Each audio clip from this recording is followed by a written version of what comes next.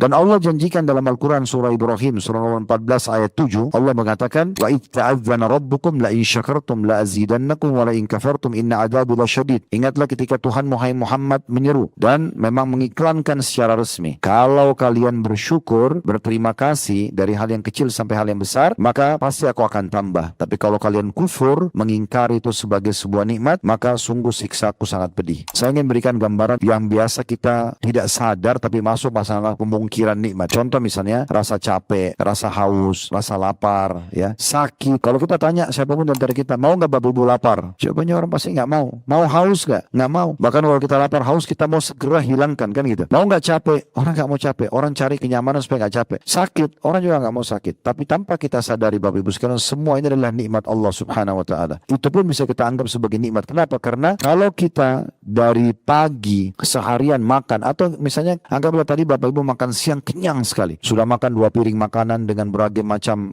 jenis makanannya. Setelah kenyang ditawarkan lagi makanan kesukaan Bapak Ibu, masih mau makan nggak? Sudah nggak mau, karena kita kenyang kan. Coba kalau kita lapar, mungkin dikasih nasi sama sambal sama tempe saja lahap sekali kita makan. Sekarang pertanyaannya, lapar ini ya nikmat atau ujian? Karena kalau kita bilang dia murni ujian, padahal sebenarnya lapar itu membuat kita nikmat makan. Jadi enak sekali makan itu karena kita lapar gitu kan. Orang kalau tidak haus, Bapak Ibu lagi tidak haus, lalu ditawarkan, mau minum apa Pak? Mau minum apa Bu? Mungkin kita masih pikir, apa ya? Kopi, teh, yang hangat, yang dingin, yang manis, segala macam kita masih pikir. Tapi kalau kita lagi haus, saya minta air es. Ingat kalau kita puasa, lagi haus-hausnya, minum seteguk air es, minum teh dingin, sirup, nikmatnya luar biasa. Berarti haus ini nikmat atau ujian sebenarnya kan gitu. Betul juga orang kalau dari pagi Bapak Ibu sekalian tidur. Anggap bisa tadi pagi Anda tidur sampai malam tidur. Anggap kalau dia muslim masih bangun sholat lah. Sholat duhur tidur lagi, asar tidur. Terus malam disuruh tidur lagi, masih mau tidur gak? Sudah enggak kan? Coba kalau dari pagi kita aktivitas sampai capek malam, tidur 2-3 jam itu luar biasa enaknya. Berarti capek ini nikmat atau ujian sebenarnya?